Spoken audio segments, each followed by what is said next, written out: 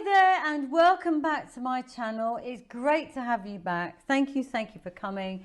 And I'm going to talk to you today about intimacy myths. All right, so let's dive straight in.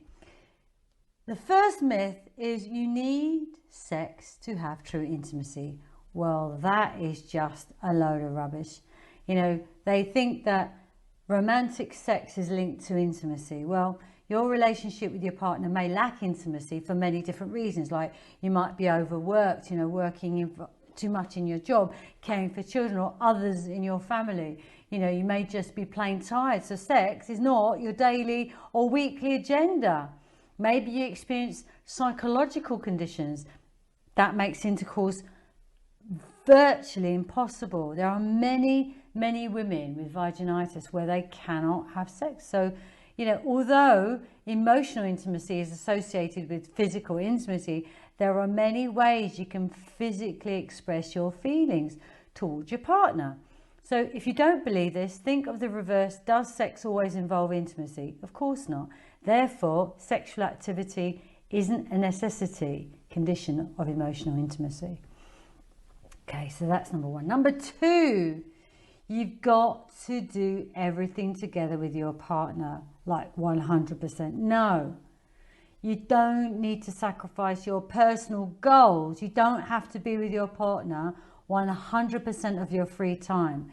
You know, the true intimacy is where each partner feels that they're part of each other, but they can flourish independently of the relationship. You know, you feel you're most intimate with your partner when you are secure in yourself. That means giving yourself the time you need to nurture your own identity. So whether it's an hour or two on the weekend devoted to crafts, sports or reading, it's important to nurture the part of yourself that craves that expression.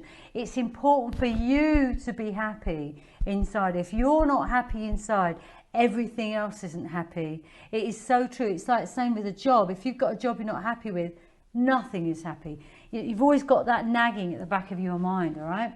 So that's that one. Myth number three, you need to keep your anger and annoyance to yourself.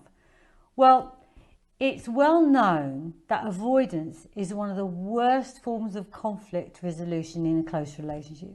By not dealing with the inevitable issues that arise when two people are close, you create barriers and it only becomes more difficult as time moves on. So avoidance only leads to more avoidance, and before long you grow apart. We've all been there, haven't we? We've all left it. We've thought, no, it'll go away, don't worry, it's just me, isn't it? It'll go away. No, you do have to deal with it, but not, you know, you don't have to hide your anger. You don't. But what we're saying here is not to go crazy and name call and, you know, just be calm, but you can express yourself. Okay, myth number four, it's better not to go to bed mad at your partner. Yeah, this is a common suggestion in advice columns, but there is a good reason to question its validity. In the heat of an argument, especially late at night when you're likely to be really tired, you may say things to your partner that you actually don't really mean. It's not been very well thought out. It's true that avoidance is not a good solution either. However, if you are able to get to sleep even though you're rolled up, and you and your partner might be in a better frame of mind in the morning when you can discuss it calmly, it's better to do it over a coffee. Myth number five, caring is a feeling.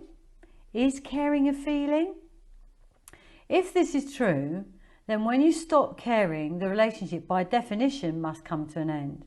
When you reach out to a friend or colleague, you do it because that person is your friend, and you reach out whether or not you feel anything. Feelings are nice, but they are not the material of which great relationships are made of. And actually, I've given you 5 myths, but I'm actually going to throw another one in here, right? I'm going to call it myth number 6. It's got to be a good relationship all the time. This myth is out of touch with reality. You live in the real world, And that means you, your friends, your relationships will be flawed.